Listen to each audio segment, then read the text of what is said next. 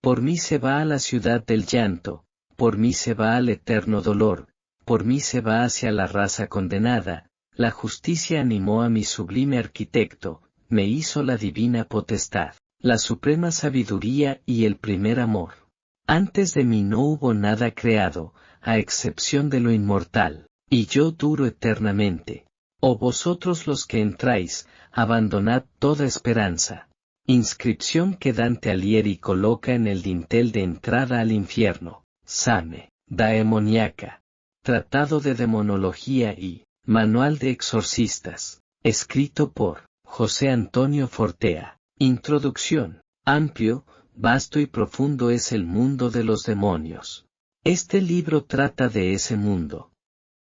Contemplo el libro, tras tantos años de trabajo, y me complazco en él, dará gloria a Dios. He optado por escribir un libro al modo de los antiguos tratados escolásticos, es decir, una obra distribuida en infinidad de cuestiones de heterogénea extensión y desigual peso teológico. ¿Por qué? Pues porque me pareció el modo más libre de poder tratar el tema desde todos los puntos de vista. Y sobre todo me pareció esta la manera de poder abarcar al demonio en todos sus aspectos y detalles. En una materia como esta, los detalles son muy importantes. Cada detalle de la Biblia sobre el demonio no es ocioso.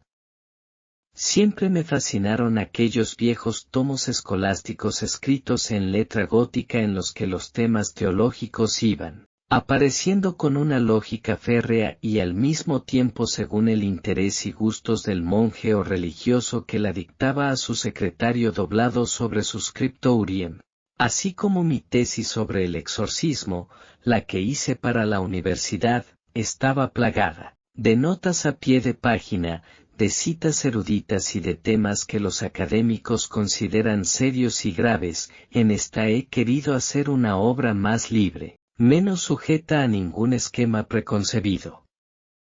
No me hubiera sido difícil dar a todo el contenido de este libro otro aspecto formal aparentemente más orgánico, pero hice la obra tal cual me habría gustado leerla. Ahora con el libro consumado contemplo una construcción, una estructura intelectual sobre el mundo angélico caído que me recuerda a una edificación arquitectónica medieval, con sus pilares, sus galerías y recovecos. Un libro con sus capiteles, pórticos y criptas. Por esta obra sobre el demonio se puede ir y venir, recorrerla exhaustivamente o pasear por ella. Es una construcción teológica, una especie de laberinto demoníaco con sus cuestiones, partes, apéndices, suplementos y anexos. Una construcción al fin y al cabo, levantada con conceptos en vez de piedras, o mejor dicho, con las piedras de los conceptos. Y todo erigido bajo las firmes leyes de la lógica, todo este aparente laberinto sujeto a una estructura férrea que se esconde tras la aparente selva de cuestiones. Al lector le pido que no olvide durante su lectura, durante el deambular en el seno de esta construcción, lo que no se olvidó durante su escritura, que toda construcción teológica ha sido erigida a la mayor gloria de Dios. Es curioso, hasta una construcción teológica sobre el demonio proclama el poder de la omnipotente mano divina. Algunos me han preguntado qué significa el título latino de esta obra. Same Daemoniaca se traduce como suma de cuestiones relativas al demonio. En latín el sustantivo same significa suma, conjunto, generalidad. El adjetivo daemoniaca puede significar maligno, demoníaco, pero también lo relativo al demonio, lo que concierne al demonio. En este segundo sentido se ha tomado para el título. Al acabar esta introducción, me gustaría decir que es posible que alguno de los lectores de este libro puede comenzar a leerlo con un cierto sentimiento de culpabilidad, preguntándose si le es lícito profundizar en estos misterios de la oscuridad, preguntándose si está bien sumergirse en este conocimiento, sin necesidad de ello. Debo decir que existe un buen conocimiento del mal. así como puede existir un mal conocimiento del bien. El buen conocimiento del mal lleva a Dios. Del mismo modo, un conocimiento deformado del bien aleja de Dios. Se puede afirmar que el conocimiento del mal lleva al bien. Es la corrupción del conocimiento la que lleva al mal. La curiosidad por estos temas siempre ha existido en la naturaleza humana. Aquí se puede satisfacer tal interés, aquí se puede satisfacer tal hambre de conocimiento. ¿Cuántas personas a lo largo de los años se han puesto en contacto conmigo para decirme que tras leer este libro se convirtieron, se confesaron, comenzaron a ir a misa, cambiaron de vida? ¿Cuántas personas a lo largo de estos años me han dicho que, tras leer este libro, se dijeron a sí mismas que harían lo que hiciera falta con tal de no ser arrojadas por toda la eternidad en esas profundidades donde solo habitan demonios y almas condenadas? ¿Cuántas personas, en estas páginas, han pasado del conocimiento a la vida, del conocimiento del odio al amor? Tratado de Demonología, parte 1. Naturaleza demoníaca. Cuestión 1. ¿Qué es un demonio? Un demonio es un ser espiritual de naturaleza angélica condenado eternamente. No tiene cuerpo, no existe en su ser ningún tipo de materia sutil, ni nada semejante a la materia, sino que se trata de una existencia de carácter íntegramente espiritual. Spirites en latín significa soplo, hálito. Dado que no tienen cuerpo, los demonios no sienten la más mínima inclinación a ningún pecado que se cometa con el cuerpo. Por tanto, la gula o la lujuria son imposibles en ellos. Pueden tentar a los hombres a pecar en esas materias, pero solo comprenden esos pecados de un modo meramente intelectual, pues no tienen sentidos corporales. Los pecados de los demonios, por tanto, son exclusivamente espirituales. Los demonios no fueron creados malos, sino que al ser creados, se les ofreció una prueba, era la prueba previa antes de la visión de la esencia de la divinidad. Antes de la prueba veían a Dios pero no veían su esencia. El mismo verbo ver resulta aproximativo, pues la visión de los ángeles es una visión intelectual. Como a muchos les resultará muy difícil entender cómo podían ver / conocer a Dios, pero no ver / conocer su esencia, habría que proponer como comparación que sería como decir que ellos veían a Dios como una luz, que le oían como una voz majestuosa y santa, pero que su rostro seguía sin desvelarse. De todas maneras, aunque no penetraran su esencia, sabían que era su Creador, y que era santo, el santo entre los santos. Antes de penetrar en la visión beatífica de esa esencia divina, Dios les puso una prueba. En esa prueba unos obedecieron, otros desobedecieron. Los que desobedecieron de forma irreversible se transformaron en demonios. Ellos mismos se transformaron en lo que son. Nadie les hizo así. Se sucedieron unas fases en la psicología de los ángeles antes de transformarse en demonios. Estas fases se dieron no en el tiempo material, sino en el Evo es el tiempo de los espíritus. La explicación detallada de qué es el Evo aparece más adelante en esta obra. Al darse en el Evo, estas fases a los humanos nos parecería que fueron casi instantáneas. Pero lo que a nosotros nos parecería tan breve, para ellos fue muy largo. Las fases de transformación de ángel a demonio fueron las siguientes. Al comienzo les entró la duda de que quizá la desobediencia a la ley divina fuera lo mejor. En el momento en que voluntariamente aceptaron la posibilidad de que la desobediencia a Dios fuera una opción a considerar, ya pecaron. Al principio esa aceptación de la duda constituiría un pecado venial que poco a poco fue evolucionando al pecado grave. Pero al principio, ninguno de ellos en esta primera fase estaba dispuesto a alejarse irreversiblemente, ni siquiera el diablo. Fue posteriormente cuando se fue asentando en sus inteligencias lo que su voluntad había escogido a pesar del dictamen de su inteligencia que les recordaba que tal desobediencia era contra razón. Pero sus voluntades se fueron alejando de Dios, y como consecuencia de ello sus inteligencias fueron aceptando como verdadero el mal que su voluntad había escogido. Sus inteligencias fueron consolidándose en el error. La voluntad de desobedecer se fue afianzando, haciéndose esa determinación cada vez más profunda. Y la inteligencia iba buscando más y más razones para que eso le resultase cada vez más justificable. Finalmente, ese proceso llevó al pecado mortal que se dio en un momento concreto, a través de un acto de la voluntad. Es decir, llegó un momento en que cada ángel no solo quiso desobedecer, sino que incluso optó ya por tener una existencia al margen de la ley divina. Ya no era un enfriamiento del amor a Dios, ya no era una desobediencia menor a algo determinado que les resultase difícil de aceptar, sino que en la voluntad de muchos de ellos apareció la idea de un destino aparte de la Trinidad, un destino autónomo. Los que perseveraron en este pensamiento y decisión comenzaron un proceso de justificación de esta elección. Comenzaron un proceso en que se trataron de autoconvencer de que Dios no era Dios.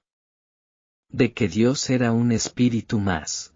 De que podía ser su creador, pero que en él había errores, fallos.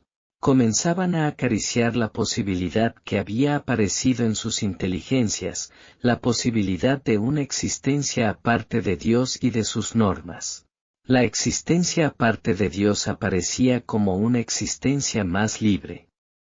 Las normas de Dios, la obediencia a Él y a su voluntad, aparecían progresivamente como algo opresor, pesado. Dios comenzaba a ser visto como un tirano frente al que había que liberarse. En esta nueva fase de alejamiento, ya no era simplemente que buscaran un destino fuera de Dios, sino que Dios mismo les parecía que era un obstáculo para alcanzar esa libertad. Pensaban que la belleza y felicidad del mundo angélico hubiera sido mucho más feliz y libre sin un opresor. ¿Por qué había un espíritu que se alzaba por encima de los demás espíritus? ¿Por qué su voluntad se debía imponer sobre la de los demás espíritus? ¿Por qué una voluntad debe imponerse sobre otras voluntades? No somos niños, no somos esclavos, debieron pensar. Dios ya no era un elemento que habían dejado atrás, sino que comenzaba a convertirse para ellos en el mal. Y así comenzaron a odiarle. Las llamadas de Dios hacia estos ángeles para que volvieran hacia él eran vistas como una intrusión inaceptable. En esta fase, el odio en unos creció más, en otros espíritus menos. Puede sorprender que un ángel llegue a odiar a Dios, pero hay que entender que Dios ya no era visto por ellos como un bien, sino como un obstáculo, como una opresión. Él era visto como las cadenas de los mandamientos, como la falta de libertad. Ya no era visto como un padre, sino como fuente de órdenes y mandatos. El odio nació con la energía de sus voluntades resistiendo una y otra vez a las llamadas de Dios que como un padre les buscaba. El odio nació como reacción lógica de una voluntad que tiene que afianzarse en su decisión de abandonar la casa paterna, por decirlo en términos que resulten inteligibles para nosotros. Es decir, alguien que se marcha de casa al principio simplemente quiere marcharse, pero si el padre le llama una y otra vez, el hijo acaba diciendo déjame en paz. Dios les llamaba entonces, pues sabía que cuanto más tiempo sus voluntades estuvieran alejadas de él, más se afianzarían en su alejamiento. Por supuesto que muchos ángeles que se habían alejado en un primer momento volvieron. Esta es la gran lucha en los cielos de la que se habla en Apocalipsis 12, y se entabló un combate en el cielo, Miguel y sus ángeles luchando con el dragón. Y el dragón luchó y sus ángeles, pero no tuvieron fuerza, no volvió a encontrarse su sitio en el cielo. Fue expulsado el gran dragón, la serpiente antigua que se llama Diablo y el adversario, que engaña al orbe entero. Fue expulsado a la tierra, y sus ángeles fueron expulsados con él. ¿Cómo los ángeles pueden luchar entre sí?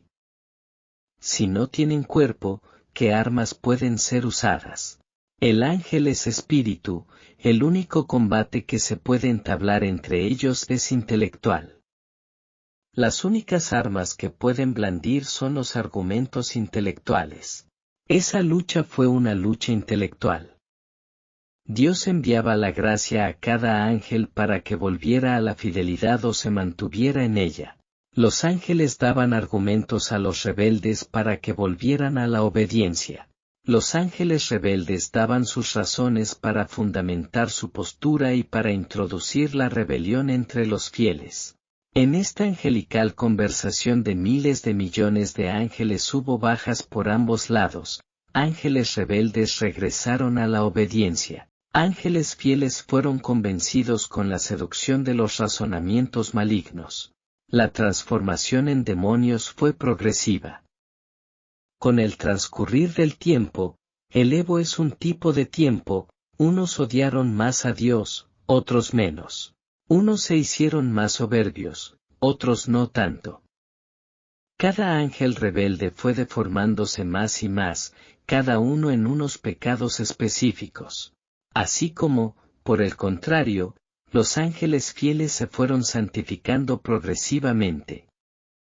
Unos ángeles se santificaron más en una virtud, otros en otra. Cada ángel se fijó en un aspecto u otro de la divinidad.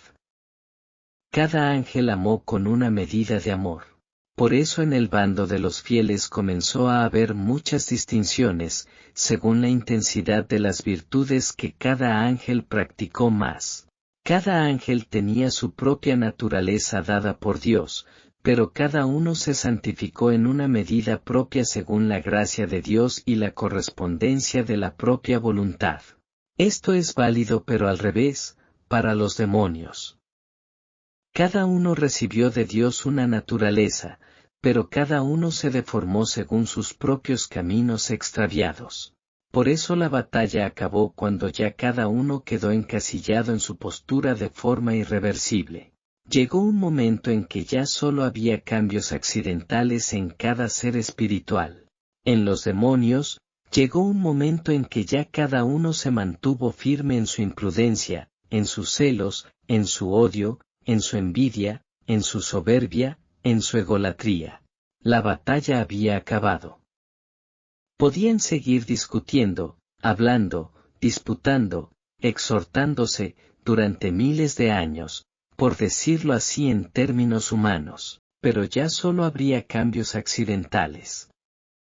Fue entonces cuando los ángeles fueron admitidos a la presencia divina, y a los demonios se les dejó que se alejaran. Se les abandonó a la situación de postración moral en que cada uno se había situado.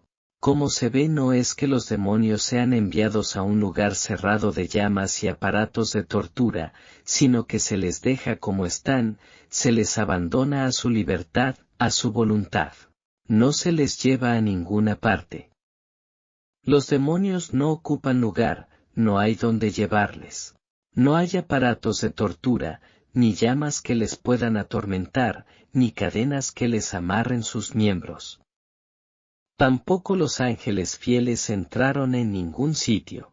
Simplemente recibieron la gracia de la visión beatífica.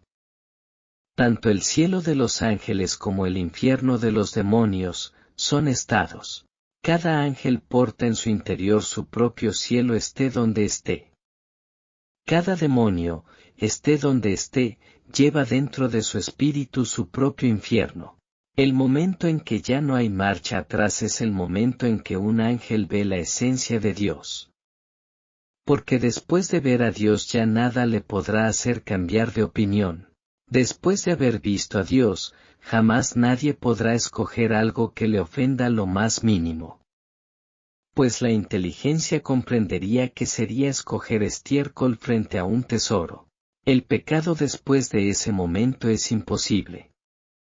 El ángel antes de entrar al cielo, comprendía a Dios, comprendía lo que era, lo que suponía su santidad, omnipotencia, sabiduría, amor. Después de ser admitido a contemplar su esencia, uno no solo la comprende, sino que además la ve. Es decir, uno ve su santidad, su amor, su sabiduría, etc. El espíritu al ver aquello se llena de tal amor, de tal veneración, que jamás, bajo ningún concepto, quiere separarse de ello. Por eso el pecado pasa a ser imposible. El demonio queda irremisiblemente ligado a lo que ha escogido, desde el momento en que Dios decide no insistir más. Llega un momento en que Dios decide no enviar más gracias de arrepentimiento, pues cada gracia de arrepentimiento solo puede ser superada, solo puede ser vencida, afirmándose más en el odio.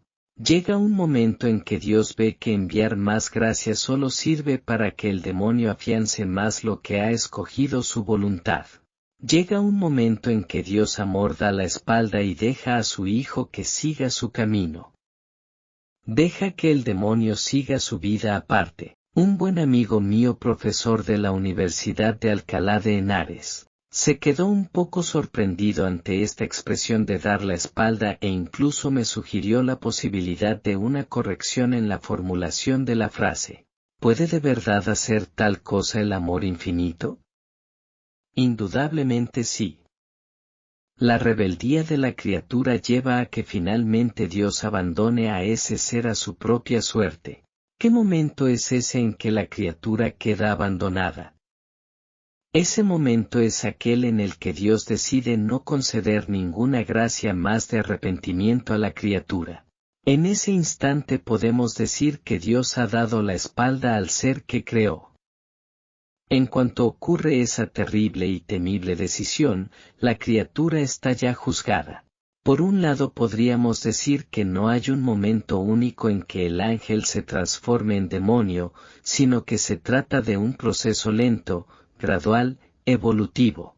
Pero por otro lado, por largo que haya sido ese proceso previo y posterior, sí que hay un momento preciso en el que el espíritu angélico tiene que tomar la decisión de rechazar o no a su creador. Ya se ha dicho que en ese proceso cabe la marcha atrás. Esa es la celestial batalla angélica de la que habla Ab 12, 7-9. Pero llega un momento de esa batalla, en que ya los demonios se alejan y se alejan. No tendría sentido seguir insistiendo.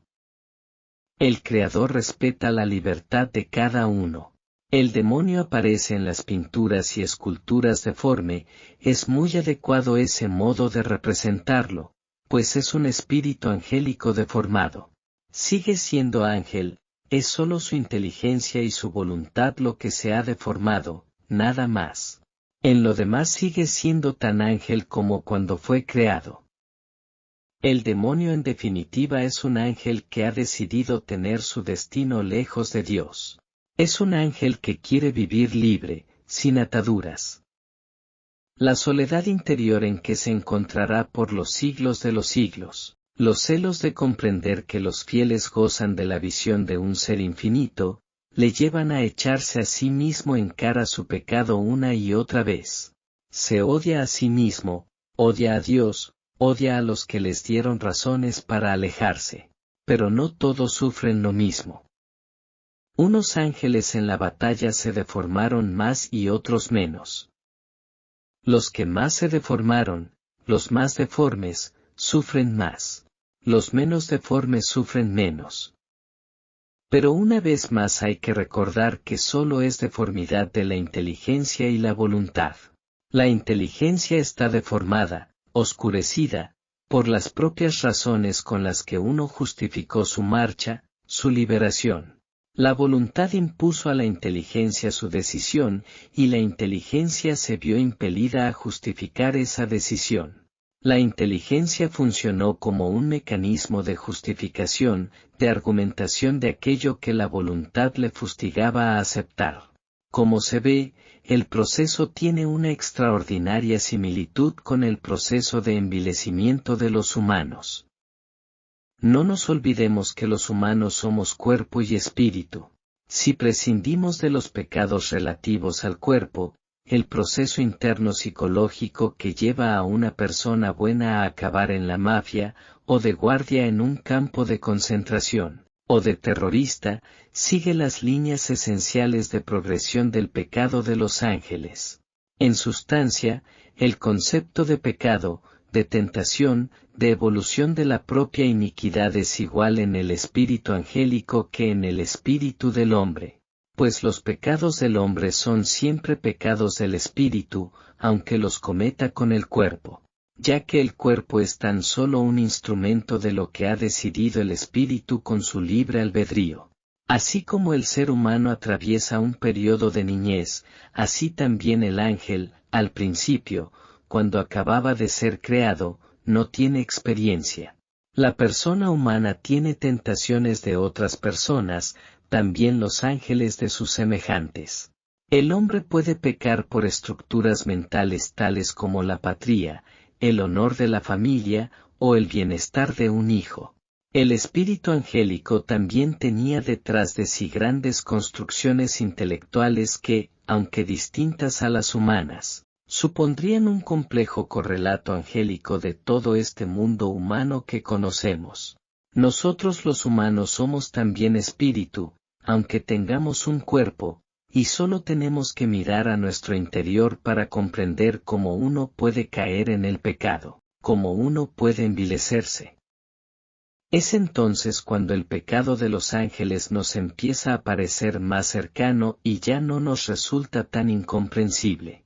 Cuestión 2. ¿Por qué Dios puso una prueba a los espíritus angélicos? ¿Por qué no concedió la visión beatífica a todos en cuanto les creó? ¿Por qué se arriesgó a que algunos se convirtieran en demonios? Dios podría haber creado espíritus angélicos y directamente haberles concedido la gracia de la visión beatífica. Esto era perfectamente posible a su omnipotencia y no hubiera habido ninguna injusticia en hacerlo. Pero había tres poderosas razones para concederles una fase de prueba antes de la visión beatífica. La razón menos importante de todas era el que Dios tenía que dar a cada ser racional un grado de felicidad. Todos en el cielo ven a Dios, pero nadie puede gozar de Él en un grado infinito, eso es imposible. Solo Dios goza infinitamente. Cada ser finito goza al máximo, sin desear más, pero de un modo finito. Goza finitamente de un bien infinito.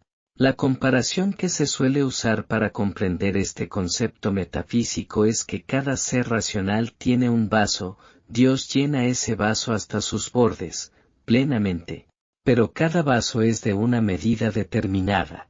Dios en su sabiduría determinó algo especialmente inteligente, que cada uno determinara el grado de gloria que iba a gozar durante la eternidad. Dado que esto es para siempre, dado que es algo tan importante, Dios ha dejado tal cosa en nuestras manos. Ya que cada uno ha de tener un grado, eso es inevitable, pues que cada uno decida ese grado. El modo, una prueba. Según la generosidad, el amor, la constancia y demás virtudes que manifestemos en esa prueba, así en esa medida será el grado. Como se ve, es una magnífica disposición de las cosas. Una disposición en la que se manifiesta la sabiduría infinita de Dios.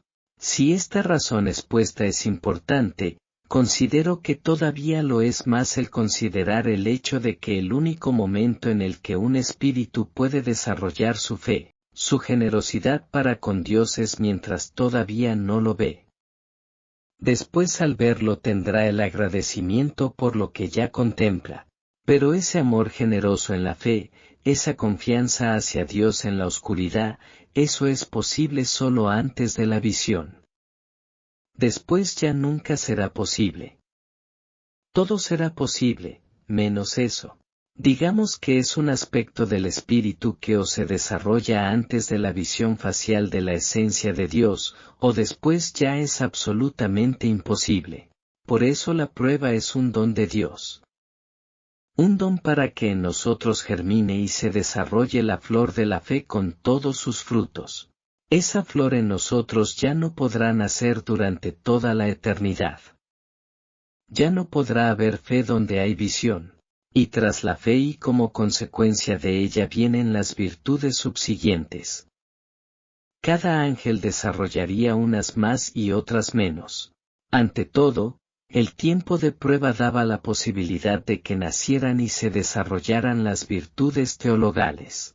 Y después, incluso, unos ángeles desarrollarían más la virtud de la perseverancia, otros la de la humildad, otros la de la súplica, etc. Claro que conceder a un ser la posibilidad de que en él nazca la fe, supone arriesgarse a que pueda germinar en ese mismo ser no la fe sino el mal. Dios al dar la libertad, sabe que una vez que la conceda puede encauzarse a sí misma hacia el bien o hacia el mal. Dios puede crear el cosmos como quiera, como desee, según su voluntad, sin ninguna cortapisa, sin ningún límite. Pero el santo no se crea, se hace a sí mismo con la acción de la gracia.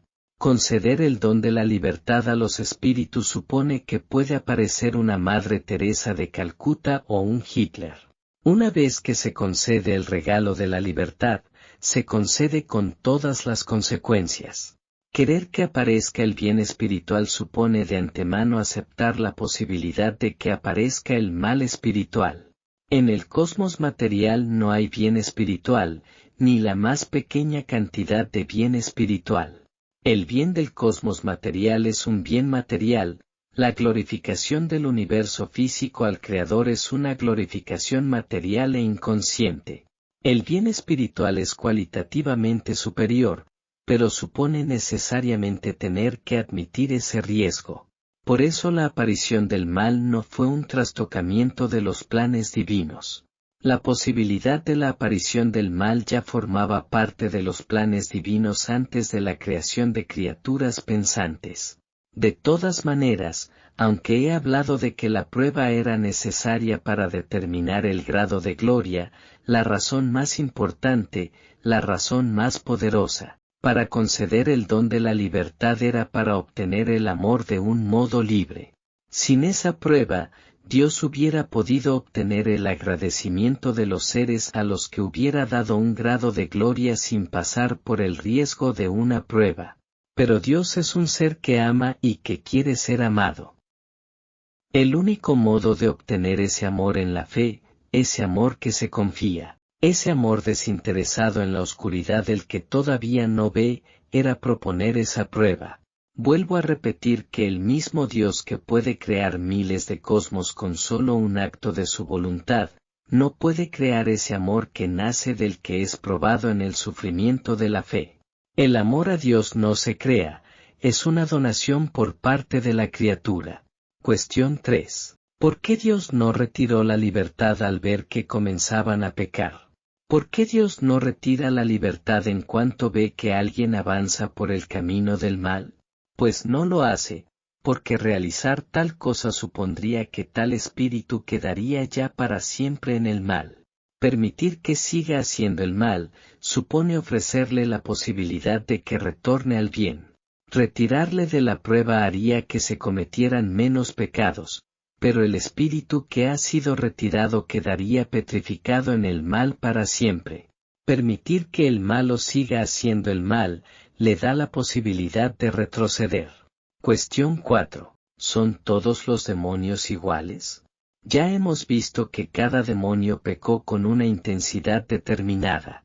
Además, cada demonio pecó en uno o varios pecados en especial. La rebelión tuvo su raíz en la soberbia, pero de esa raíz nacieron otros pecados. Eso en los exorcismos se ve con gran claridad. Hay unos demonios que pecan más de ira, otros de egolatría, otros más de desesperación, etc. Cada demonio tiene su psicología, su forma de ser particular. Los hay locuaces, los hay más despectivos, en uno brilla de un modo especial la soberbia, en otro el pecado del odio, etc. Aunque todos se apartaron de Dios, unos son más malos que otros. Después hay que recordar que, como nos dice San Pablo, hay 9 jerarquías de ángeles. Las jerarquías superiores son más poderosas, bellas e inteligentes que las inferiores. Cada ángel es completamente distinto de otro ángel. No hay razas de ángeles, por usar un término zoológico, sino que cada uno agota su especie. Sin embargo, sí que es posible agrupar a los ángeles en distintos grandes grupos o jerarquías. Jerarquías también llamadas coros, pues esos grupos es como si formaran coros que cantan las alabanzas de Dios. Su cántico, por supuesto, no es de la voz, sino es la alabanza espiritual que emite su voluntad al conocer y amar a la Trinidad. De cada una de las 9 jerarquías cayeron ángeles transformándose en demonios. Es decir, hay demonios que son virtudes, potestades, serafines, etc. Aunque sean demonios, siguen conservando intacto su poder e inteligencia. Por todo lo dicho, está claro que existe una jerarquía demoníaca. Una cosa comprobada por los exorcismos es que entre ellos existe un poder de los superiores sobre los inferiores. ¿En qué consiste ese poder? Es algo imposible de saber, pues no se ve cómo un demonio puede obligar a otro a hacer algo, pues no hay cuerpo que empujar o forzar. Sin embargo, he comprobado que un demonio superior puede forzar a uno inferior a no salir de un cuerpo durante un exorcismo. Aunque el inferior sufra y quiera salir, el superior se lo puede impedir. Como un demonio puede forzar a otro demonio siendo este intangible, es algo, lo repito, que escapa a nuestra comprensión. Cuestión 5. Zoología y demonología. Podríamos decir que existe un cierto paralelismo entre la zoología y la demonología. Una diferencia entre el orden biológico y el demonológico es que cada sustancia angélica es distinta de la de otro ángel, cada uno agota su forma. Aquí la palabra forma está usada en su sentido filosófico, que es distinto del sentido usual en que la gente usa esta palabra. Cuando se dice que cada ángel agota su forma, se quiere expresar lo siguiente: entre los hombres, por ejemplo, la forma es la misma, la forma humana, pero lo que individúa a cada ser humano es la materia. Una misma forma, pero con distinta materia. Como los ángeles no tienen materia, cada ángel tiene que tener una forma distinta para distinguirse de otro. Esto vale para todos los seres que existen sin materia. Por eso Dios tiene que ser uno y nunca podría haber dos. La forma divina del ser infinito no tiene materia que la individúe. Por eso, si hubiera dos formas divinas, ¿que las distinguiría? Serían un solo ser, no puede ser de otra manera. Aunque cada ángel tiene su forma, sin embargo, es posible englobarlos en grandes grupos. Es decir, imaginemos que de cada especie de mamífero existiera un único ejemplar, un solo ciervo, un solo gamo, un solo caballo, etc. Cada uno sería distinto, pero dentro del mundo zoológico podríamos agrupar esos seres únicos en una clasificación superior, la de los mamíferos. Pertenecerían a esa clasificación no porque esos vivientes sean iguales entre sí, sino porque son más similares entre sí que frente los pertenecientes a la especie de los insectos, de los peces, etc.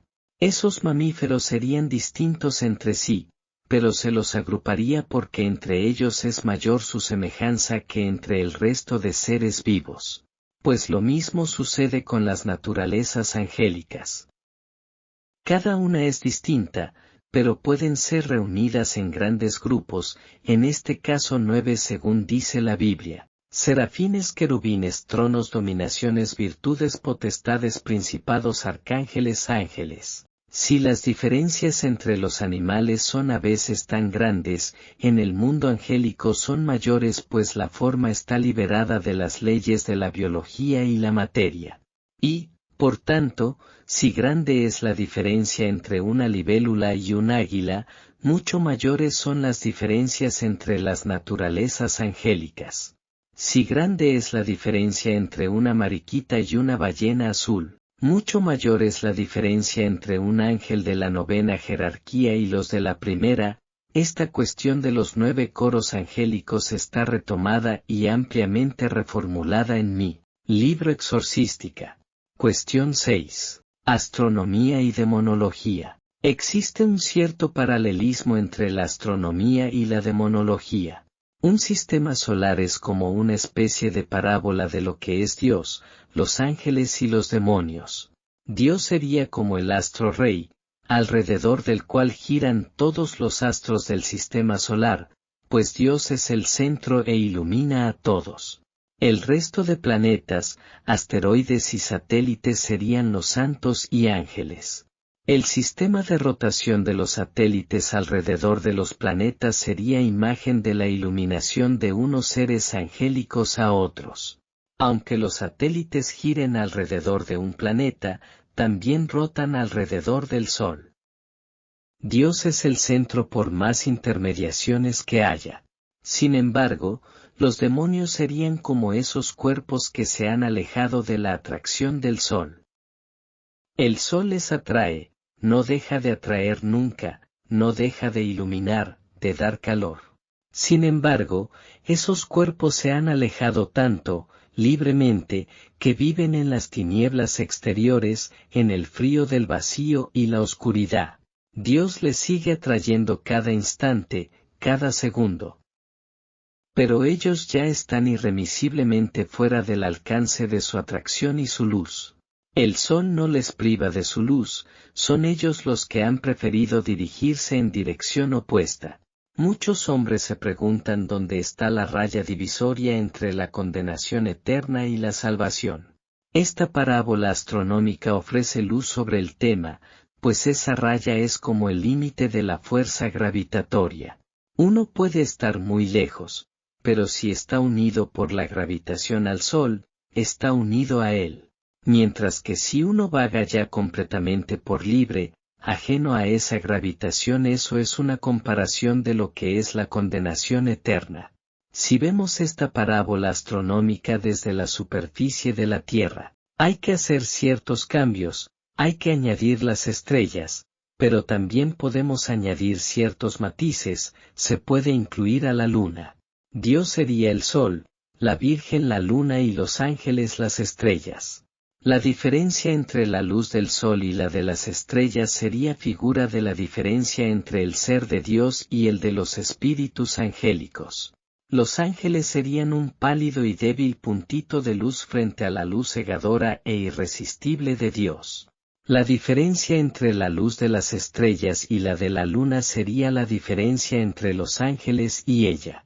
Desde luego, en muchos pasajes de la Sagrada Escritura queda claro que las estrellas, luminosas y muy por encima de la tierra, son imagen de los espíritus angélicos. Es en el ámbito de esta parábola astronómica donde hay que entender versículos como Ab 12, 4, Is 14, 12 a 15 o tantos otros. Cuestión 7. ¿Cuáles son los nombres de los demonios?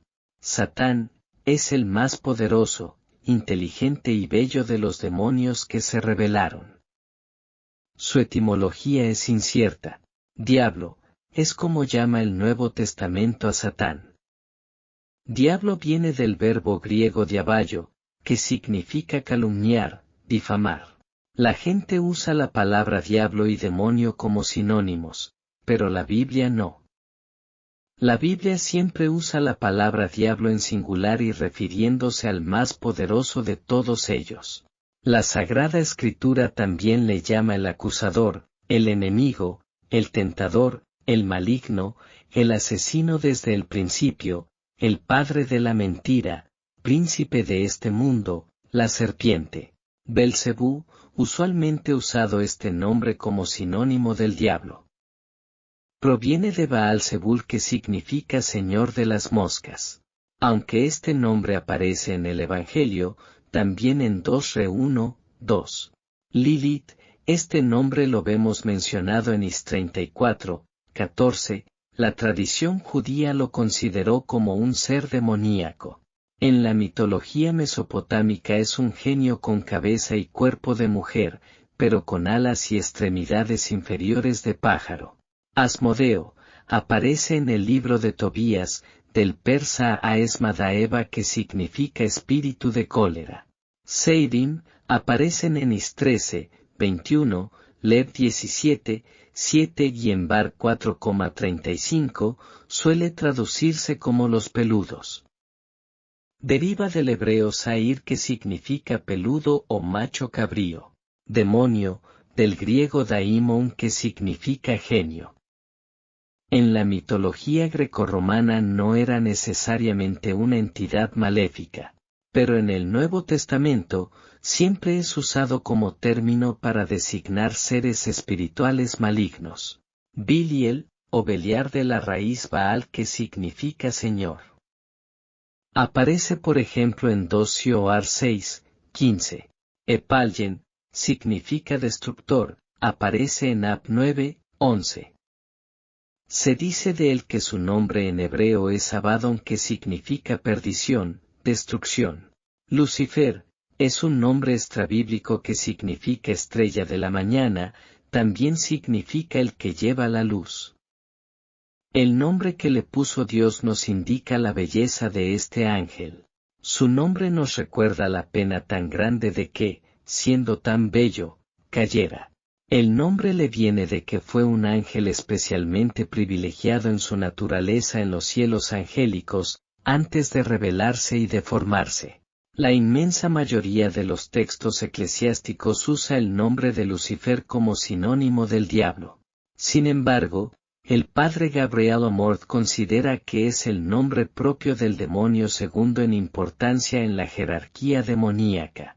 Soy enteramente de la misma opinión, y lo que conocemos por los exorcismos nos confirmaría que Lucifer es alguien distinto de Satán. Añadidura del año 2019, durante años, no puse en duda la opinión del padre Gabriel Amorth.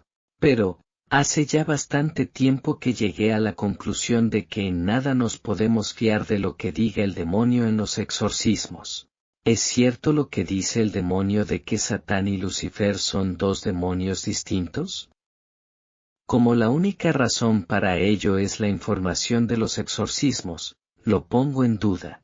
Así que, en la duda, mantengo la tradición de que Satán, Lucifer, Biliel o Belcebú son distintas maneras de nombrar al más poderoso de los ángeles malignos.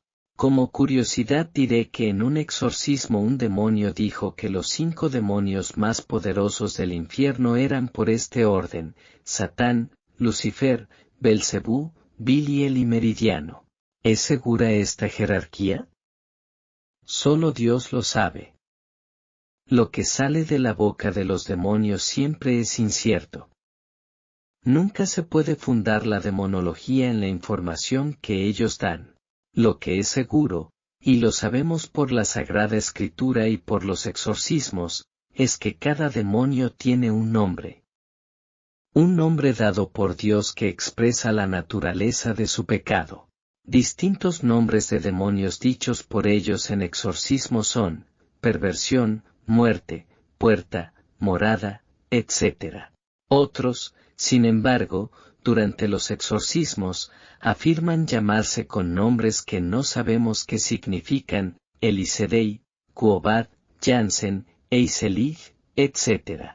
En algunos libros de magos y brujos se colocan largas listas de nombres.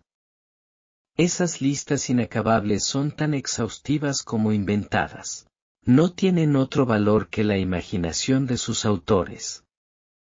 Pues algunos no solo ofrecen la lista de los nombres, sino incluso el número de demonios que pueblan el infierno.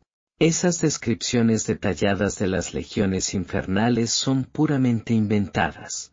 Ir más allá de los escuetos datos de la Sagrada Escritura supone adentrarse en el mundo de la literatura, abandonando el seguro terreno firme de la palabra de Dios.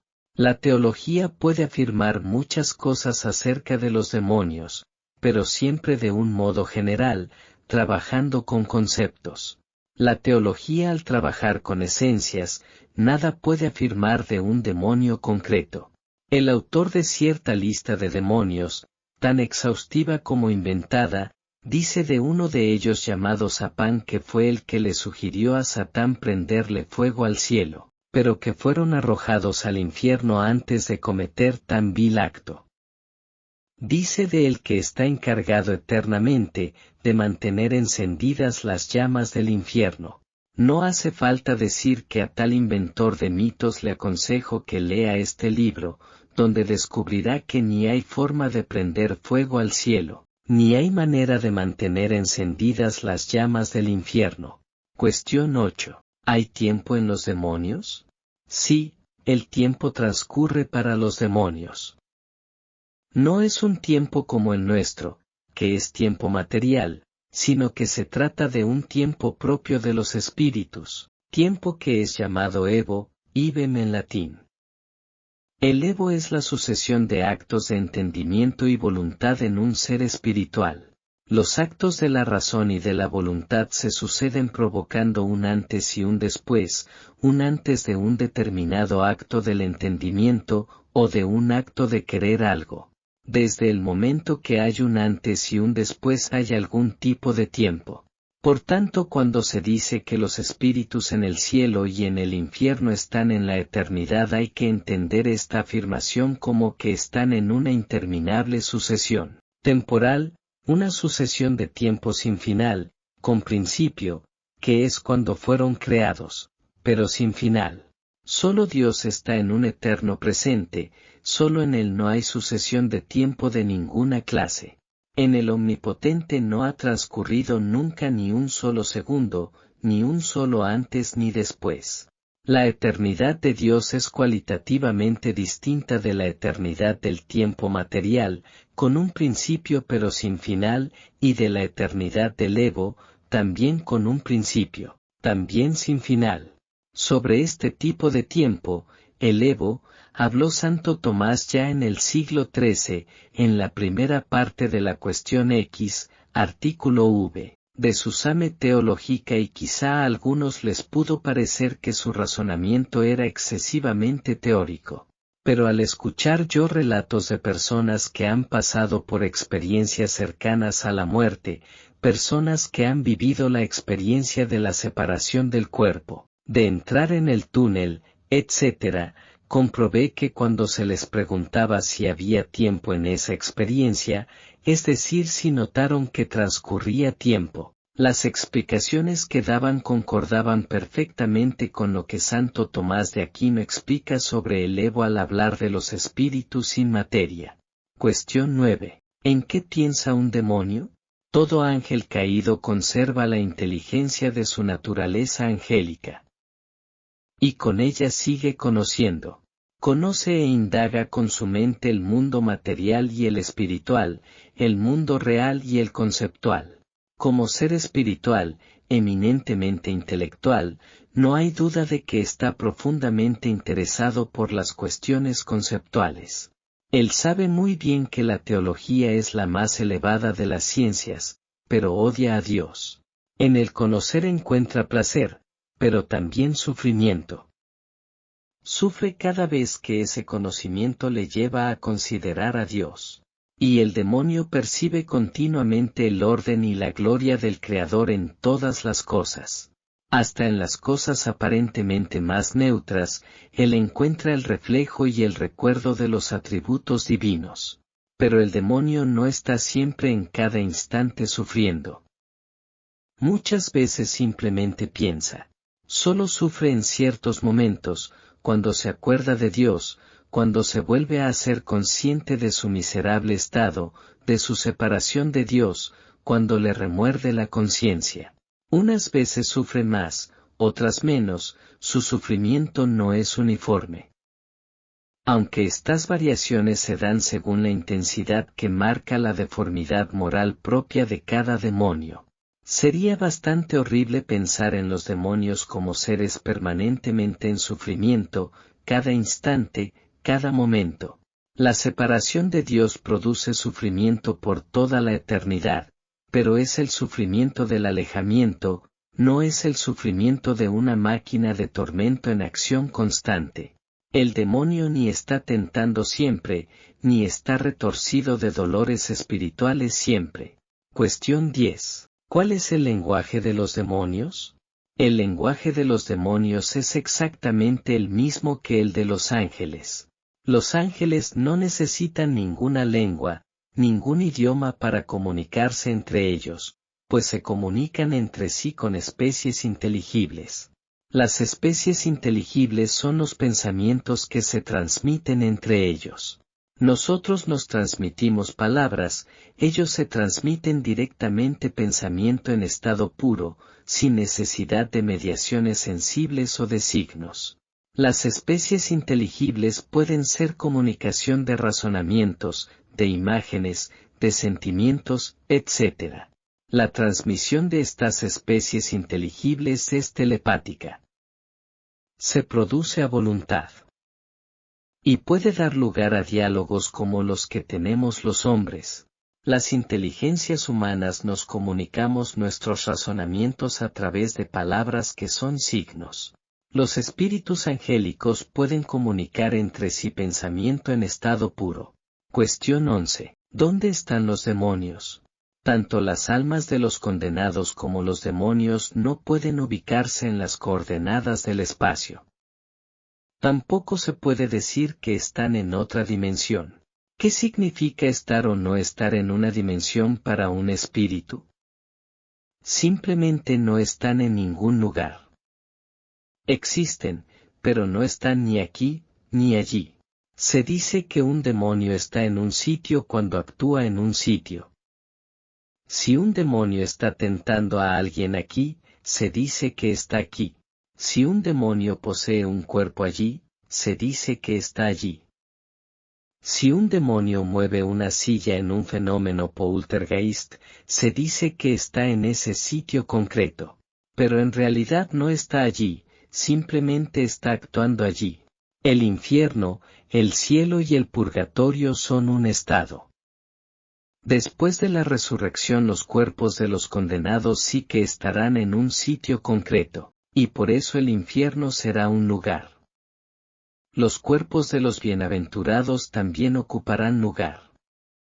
Por eso en la Biblia se dice, y vi un cielo nuevo y una tierra nueva, Ap 21:1. De ahí que los bienaventurados habitarán en la tierra restaurada de nuevo tras la destrucción que se narra en el Apocalipsis. Puesto que los bienaventurados habitarán corporalmente en esta tierra donde estarán los hombres condenados. Nada se puede afirmar con seguridad. Algunos piensan que su lugar estará en el centro de este mismo mundo. Cuestión 12. ¿Conocen el futuro? Ellos no ven el futuro, pero a veces pueden conjeturarlo. Con su inteligencia muy superior a la humana pueden deducir por sus causas algunas cosas que sucederán en el porvenir. Lo que pertenece solo a la libertad humana, está indeterminado y no lo conocen. No saben lo que yo decidiré libremente, pero con su inteligencia superior ven los efectos de las causas donde nosotros no veríamos nada. Desde luego hay ocasiones donde ellos saben con toda seguridad lo que sucederá, aunque ni el más inteligente de los humanos podría sospecharlo por más que analizara los factores que hay en el presente. Pero en otras ocasiones ni una naturaleza angélica de la mayor jerarquía podría deducirlo. Sobre todo la libertad humana es el gran factor de indeterminación en sus previsiones. Cuestión 13. ¿Puede un demonio hacer algún acto bueno? El demonio no está siempre haciendo el mal, muchas veces simplemente piensa. Y en ello no obra mal alguno, es un mero acto de su naturaleza. Sin embargo, el demonio no puede hacer actos morales sobrenaturales. Es decir, no puede hacer un acto de caridad, de arrepentimiento sobrenatural, de glorificación sincera de Dios, etc. Pues para realizarlo se necesita una gracia sobrenatural. Puede glorificar a Dios, pero a la fuerza, no porque quiera hacerlo. Puede arrepentirse de haberse alejado de Dios, pero sin pedir perdón, reprochándose tan solo el mal que le ha sobrevenido de esa acción, pero sin dolor de haber ofendido a Dios. Y así puede hacer otros muchos actos naturales con su inteligencia y su voluntad. Pero el demonio nunca mostrará la más mínima compasión, ni el más pequeño acto de amor hacia nadie. Su corazón solo odia, es insensible al sufrimiento de los demás. Cuestión 14. ¿Puede experimentar el demonio algún placer? El demonio no goza con ninguno de nuestros 5 sentidos. Solo goza con su inteligencia y su voluntad. Puede parecer que es poca cosa, pero no lo es. Los placeres intelectuales pueden ser tan variados como los de nuestros 5 sentidos. En realidad son mucho más variados. El gozo que nos proporciona una ópera, una sinfonía, una partida de ajedrez, un libro, son placeres eminentemente espirituales. Aunque esa información llegue a nuestro espíritu a través de apariencias sensibles. El mundo espiritual visto por nosotros desde nuestro mundo puede parecer insípido, incoloro, aburrido, pero es un error. El mundo espiritual es mucho más variado, rico y deleitable que el que nos ofrece el cosmos material. Los demonios gozan de los placeres, pues sus 2 potencias espirituales, conocimiento y voluntad, siguen intactas. El obrar de su naturaleza ha quedado indemne a pesar del alejamiento de Dios. Lo que no pueden hacer es amar a nadie con un amor sobrenatural. La capacidad de amar ha quedado aniquilada en la psicología del demonio. El demonio conoce, pero no ama. El placer que logra al tener éxito en hacer un mal es exactamente el mismo que siente una persona en la tierra al lograr vengarse de su enemigo. Se trata de un placer lleno de odio, sin sosiego. Cuestión 15. ¿Es el demonio libre para hacer más o menos mal? El demonio hace el mal cuando quiere, nadie le obliga a hacerlo. Es un ser libre y su voluntad es la que decide hacer las cosas cuando quiere. Desea hacer el mal y para hacer el mal ha de tentar. Pero para tentar hay que insistir.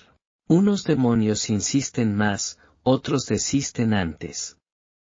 Hay demonios más firmes y demonios más perezosos. Hay demonios que por el ardor de su cólera persiguen a las almas como verdaderos depredadores. Otros demonios están sumidos en una especie de depresión y no tienen tanto odio como para ir continuamente persiguiendo almas. Pero hablamos de grados, ya que todos odian a Dios y todos son cazadores de almas. Cuestión 16. ¿Cuáles son los más malignos de todos los demonios? Podría parecer que los demonios más perversos tienen que ser los de más alta jerarquía, pues no.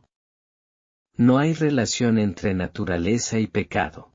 Una naturaleza angélica de la última jerarquía pudo ser mucho más perversa que un ángel superior. El mal que puede cometer un ser libre no depende de la inteligencia, ni del poder que posea. Siempre ponemos como ejemplo de malignidad al jefe de las SS, Heinrich Himmler. ¿Pero no pudo ser peor que él alguno de sus subordinados? Por supuesto que sí. Entre los hombres vemos que alguien menos inteligente y en un puesto social poco relevante puede ser mucho peor, mucho más perverso, que un gran dictador. Y lo mismo dicho para el mal, vale para el bien. Un ángel de la última jerarquía pudo ejercitar más sus virtudes que uno de más alta jerarquía. De la misma manera que una viejecita humilde sin estudios y que solo se ha dedicado a las labores de la casa toda la vida puede ser más santa que un arzobispo o un sumo pontífice. Una interesante pregunta que se desprende de todo esto es si la jerarquía que nos da la Biblia, ángeles, arcángeles, principados, es una jerarquía de la gracia o de la naturaleza. Es decir, ¿los serafines son los más santos o solo los más poderosos y en los que más brilla el fulgor de la inteligencia angélica? Mi opinión es que es una jerarquía según la naturaleza. Pues las descripciones visuales de los 4 vivientes alrededor del Cordero, los ángeles de la mayor jerarquía, dan más bien impresión de poder y conocimiento, al igual que los mismos nombres de las 9 jerarquías. El nombre de principado o potestad, por poner 2 ejemplos, son nombres que indican más bien poder. Además, es más sencillo hacer jerarquía de la naturaleza que de la gracia.